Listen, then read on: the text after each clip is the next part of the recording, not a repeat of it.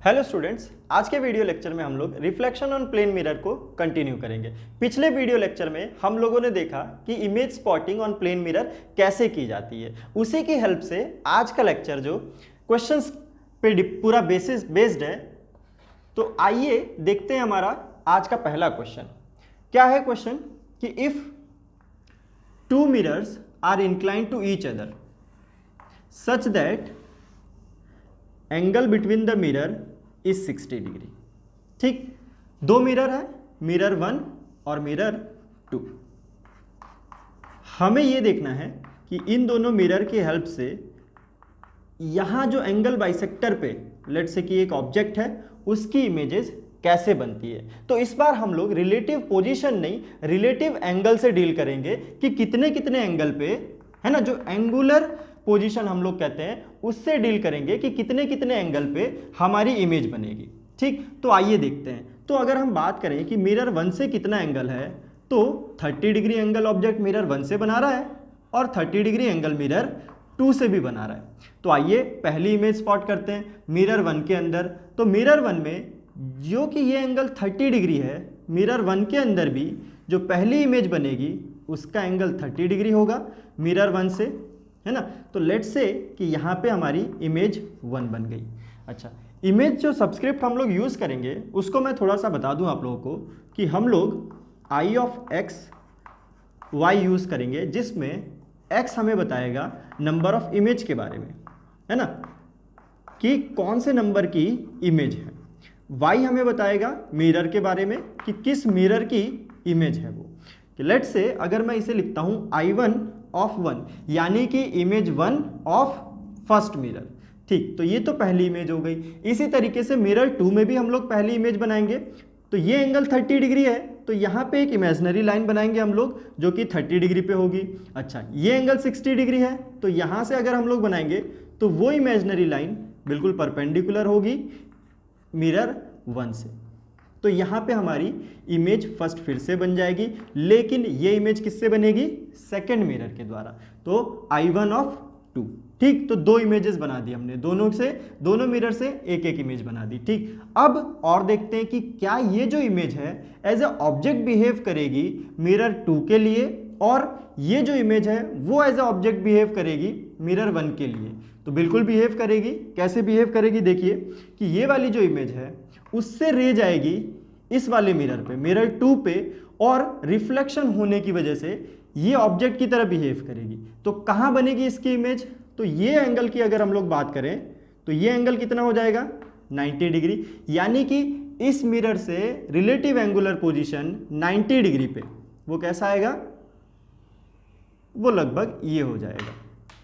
तो ये कितना हो जाएगा? 90 डिग्री हो गया, यानी कि अब जो हमारी इमेज बनेगी वो कहाँ बनेगी? यहाँ कहीं बनेगी। तो इसे हम लोग क्या नाम देंगे? Image 2 due to mirror 2। ठीक, इसी तरीके से अब देखिए ये जो फर्स्ट इमेज बनी थी मिरर 2 में, वो फिर से ऑब्जेक्ट की तरह बिहेव करेगी। किसके लिए? मिरर 1 के लिए। अच्छा, मिरर 1 से उसकी एंगुलर पोजीशन कितना है रिलेटिव? 90 डिग्री है। तो मिरर 1 के पीछे भी कितने एंगल पे बनेगा? 90 डिग्री पे बनेगा। तो ये लीजिए, ये कितना हो गया? 90 डिग्री, और यहाँ पे हमारी रिलेटिव इमेज आ गई। क्या नाम देंगे? Second image due to mirror 1, mirror 1 के अंदर। चलिए, तो कितनी इमेजेस हो गई? 1 2 3 4। क्या और इमेजेस बन सकती है इन दोनों मिरर्स में? तो आइए इसे भी देखते हैं। तो लेट्स से कि ये वाली इमेज इस मिरर 2 में क्या रिफ्लेक्शन कर रही है? क्या कोई इंसिडेंट रे भेज सकती है? तो इस तरीके से, है ना, अगर हम लोग एक इंसिडेंट रे बनाएं तो बिल्कुल रिफ्लेक्शन हो सकता है ना। ऐसे ही n नंबर ऑफ रेज जा सकती है। तो जब रेज मिरर 2 पे जा रही है तो रिफ्लेक्शन होगा और इमेज भी बनेगी। कैसे बनेगी इमेज? तो एंगुलर पोजीशन की अगर बात करें, इससे मिरर 2 का एंगुलर पोजीशन कितना है रिलेटिव? तो कितना है? ये 90 डिग्री और ये एंगल 60 डिग्री, यानी कि टोटल एंगल 150 डिग्री इस वाला ये जो इमेज है वो बना रहा है मिरर 2 से। यानी कि मिरर 2 पे कितने एंगल पीछे चले जाएंगे हम लोग? 150 डिग्री एंगल पीछे चले जाएंगे। तो 150 डिग्री एंगल पीछे कैसे जाएंगे? कौन सा एंगल होगा? तो अगर मैं यहां से बात करूं तो ये वाला एंगल हो जाएगा हमारा 180 डिग्री, जिसमें से 30 डिग्री माइनस कर देंगे। तो यहां से ये वाली लाइन कितना एंगल बना देगी? 150 डिग्री, यहाँ से लेके यहाँ तक। दिख रहा है आप लोगों को डायग्राम में साफ साफ, है ना, कि ये वाला जो एंगल है वो पूरा पाई रेडियन है, 180 डिग्री है। यहाँ से 30 डिग्री कट हो गया तो कितना बचा, 150 डिग्री। यानी कि अब हमारी थर्ड इमेज जो बनेगी किसकी वजह से, I2 की वजह से मिरर 2 में, तो क्या लिखेंगे उसको, I3 ड्यू टू मिरर 2। ठीक, ये हमने बना दी मिरर 2 में तीसरी इमेज। अच्छा, तो क्या I2 की फिर से इमेज बनेगी मिरर 1 में, जैसे कि इस I2 की इमेज बनी थी मिरर 2 में? बिल्कुल बनेगी। कैसे, यहां से एक रे जाएगी बिल्कुल इस तरीके से, है ना, इंसिडेंट रे जा सकती है। अच्छा, इंसिडेंट अगर रे जा रही है तो रिफ्लेक्शन भी होगा, रिफ्लेक्शन होगा तो इमेज बनेगी। अच्छा, तो रिलेटिव पोजीशन देख लेते हैं, एंगुलर कितना है वहां पे। तो ये एंगल अगर आप देखेंगे तो this is 90 and this is again 60 degree, तो कितना हो गया, 150 डिग्री हो गया। यानी कि इससे भी कितने डिग्री पे बनेगी, 150 डिग्री पे बनेगी। तो ये एंगल 90 हो गया।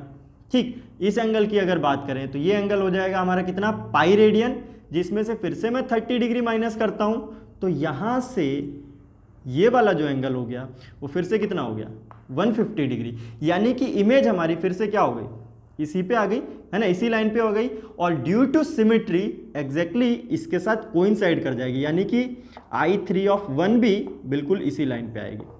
समझ में आ रहा है आपको?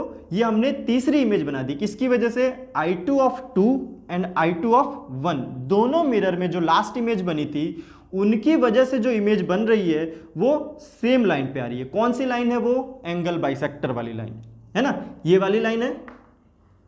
ये लाइन क्या कर रहा है, ये 60 डिग्री को बाइसेक्ट कर रहा है, यानी कि एंगल बाइसेक्टर वाली लाइन पे हमारी फिफ्थ इमेज बन रही है। कैसे, 1 2 3 एंड 4, तो ये फिफ्थ इमेज हो गई हमारी। यानी कि अगर हम बात करें कि टोटल नंबर ऑफ इमेजेस इस कंडीशन में कितनी बनी, तो नंबर ऑफ इमेजेस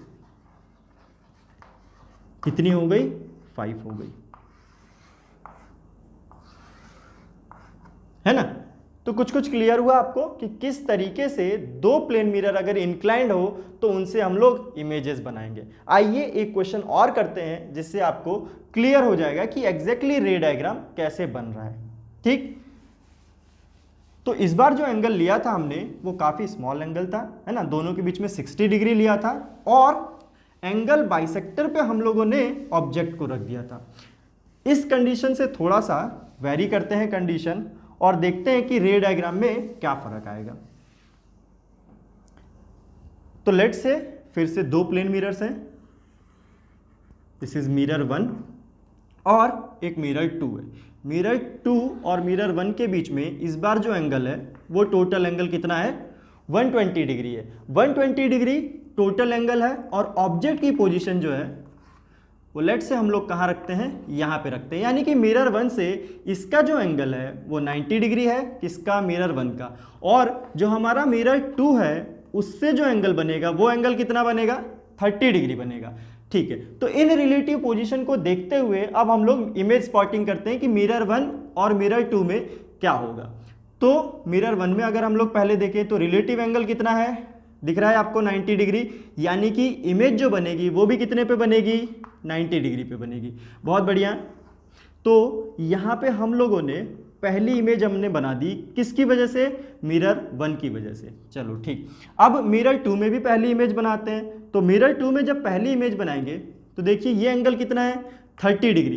तो एक लाइन और बना दीजिए, है ना, ये क्या है, ये इमेजिनरी लाइन है, ऐसी कोई एज सच लाइन एग्जिस्ट नहीं करती। हम लोग इमेजिनरी लाइन बना रहे हैं ताकि अपनी इमेज को वहां पे स्पॉट कर सके।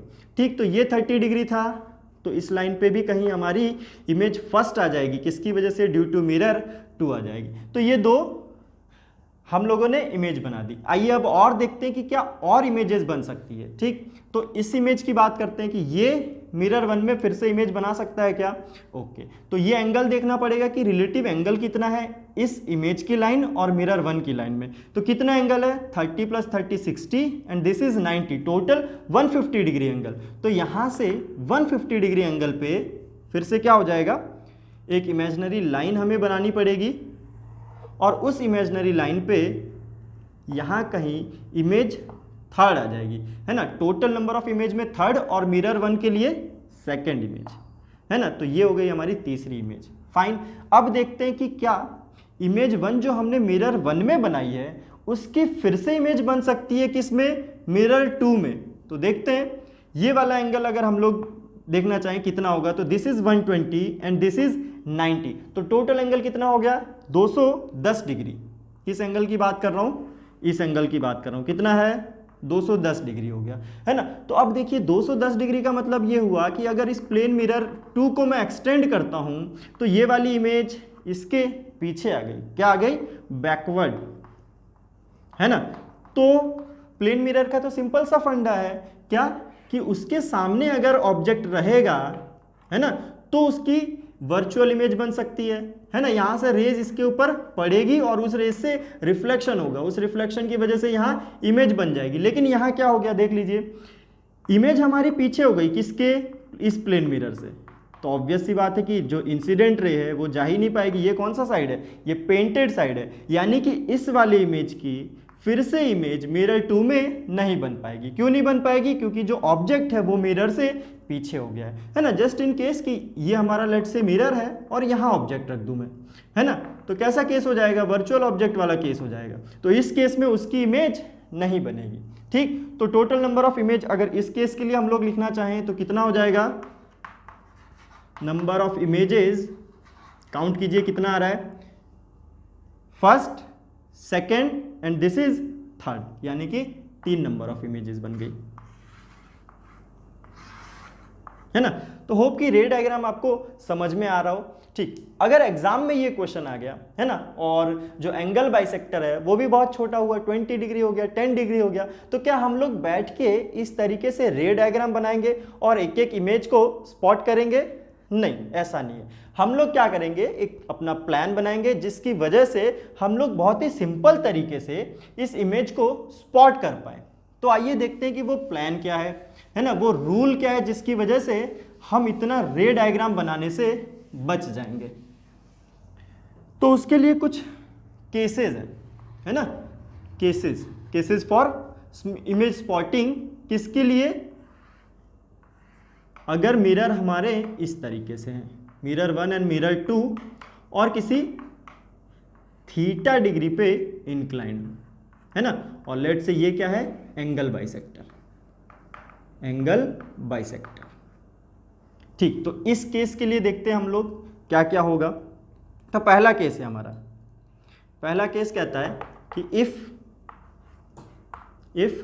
360 बाई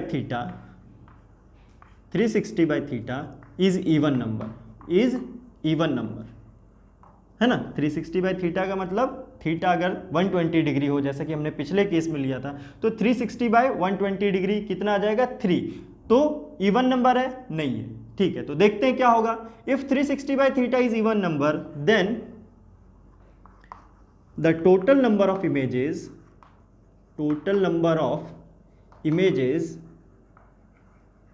कितना हो जाता है, 360 बाई थीटा माइनस 1, है ना, 360 बाई थीटा माइनस 1 हो जाता है। ये हुआ पहला केस हमारा। दूसरा केस कि if 360 degree is odd number, ये तो इवन नंबर की बात की हमने, ऑड नंबर हो जाए, then total number of images कितना हो जाएगा, 360 बाई थीटा माइनस 1 हो जाएगा, है ना। किस केस के लिए, तो इसमें भी 2 डिवीजन हो जाते हैं। किस केस के लिए, if object is placed on angle bisector, है ना, एंगल बाइसेक्टर पे अगर रखा हुआ है तो आपके टोटल नंबर ऑफ इमेजेस हो जाएगा 360 बाय थीटा माइनस 1। अच्छा, बी केस, है ना, बी केस कि एंगल बाइसेक्टर पे नहीं हो, यानी कि object is not on angle bisector, angle bisector पे नहीं हो, तब क्या हो जाएगा, तब जो टोटल नंबर ऑफ इमेजेस हो जाएगी वो हो जाएगी 360 डिग्री बाय थीटा, है ना, एक इमेज ज़्यादा बनेगी। कब? जब एंगल बाइसेक्टर पे नहीं होगा। ठीक, ये केसेस हो गए हमारे। अच्छा, अगर ये 360 बाई थीटा जो है वो ना इवन नंबर हो और ना ही ऑड नंबर हो, है ना, यानी कि इंटीजर ही ना हो, तब क्या होगा फिर? जैसे 7.5 आ गया, 8.2 आ गया, तो क्या हो सकता है भाई? तो फिर ये हमारा तीसरा केस हो जाएगा कि if 360 by theta is not an integer, then ये तरीका इसी केस के लिए आपको सिखाया गया था। कौन सा तरीका? जो रे डायग्राम हम लोग स्पॉट कर रहे थे। देन फाइंड द और calculate the number of images as explained above, जैसा कि आपको बताया गया है। उन सब तरीके से आपको total number of images count करनी पड़ेगी। तो ये 3 केसेस थे जो आपको याद रखने हैं अगर आप क्वेश्चंस को बहुत ही जल्दी और कम टाइम में करना चाह रहे हैं। ठीक, इसे मिटाइए, हम लोग और कुछ क्वेश्चंस करते हैं अपने कॉन्सेप्ट्स को क्लियर करने के लिए। तो अगला क्वेश्चन लिखते हैं हम लोग अपना क्वेश्चन नंबर 3। क्या क्वेश्चन है कि if 2 plane mirrors are inclined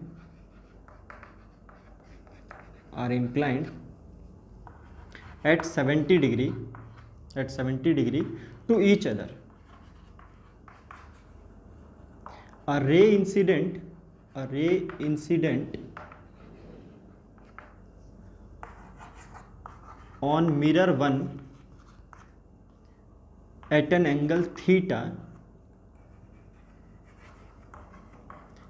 is reflected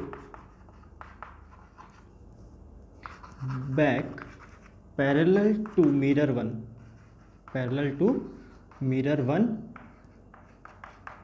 after reflecting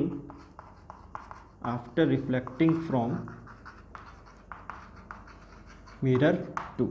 ठीक है, ये क्वेश्चन है हमारा, है ना, बहुत ही सिंपल सा क्वेश्चन है, कुछ नहीं है, मैथमेटिकल ज्योमेट्री जो हम लोगों ने 8th और 9th क्लास में पढ़ी थी।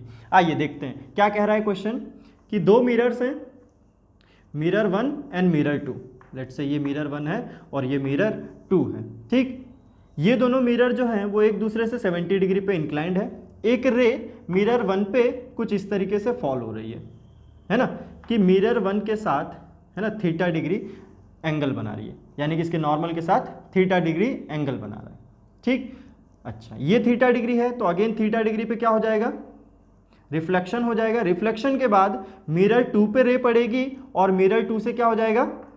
अगेन रिफ्लेक्शन, और उस रिफ्लेक्शन के बाद कहा गया है कि जो रिफ्लेक्टेड रे है वो मिरर 1 से पैरेलल है ना, फाइनल रिफ्लेक्टेड रे मिरर 1 से पैरेलल है। तो हमें फाइंड करना है कि ये एंगल थीटा इस केस के लिए कितना होगा। तो आइए देखते हैं कितना होगा। तो ये एंगल 70 डिग्री है, तो देखिए ये एंगल भी 70 डिग्री होगा, and this is normal to mirror 2, है ना। नॉर्मल टू मिरर 2 का मतलब है कि ये वाला एंगल कितना हो जाएगा? 20 डिग्री हो जाएगा, है ना। ये टोटल एंगल क्या है? नॉर्मल है तो 90 डिग्री है, ये 20, तो ये वाला भी 20 डिग्री हो जाएगा।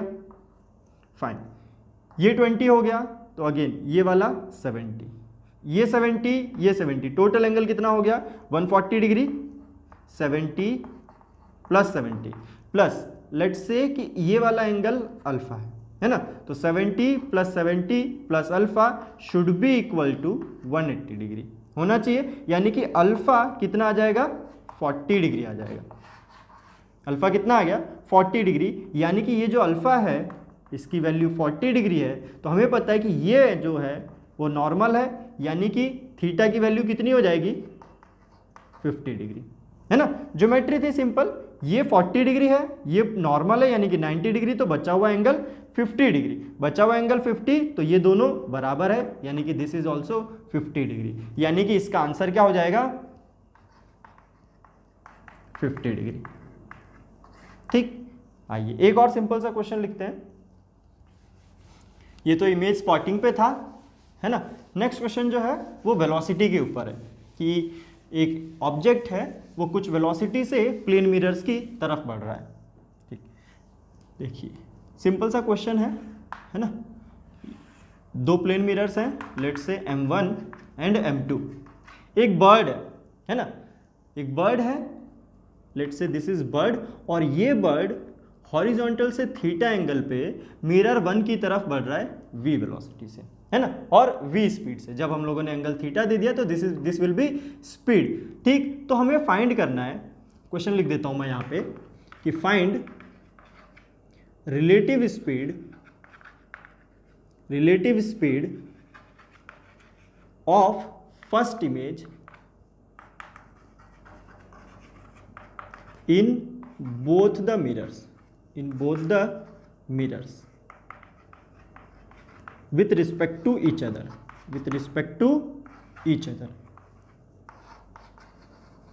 अच्छा, क्वेश्चन का क्या मतलब है देखिए। तो लेट्स से ये अगर हमारा ऑब्जेक्ट है v वेलोसिटी से मूव कर रहा है, तो इसकी जो इमेज होगी वो भी हॉरिजॉन्टल से थीटा एंगल पे v स्पीड से मूव कर रहा होगा, है ना।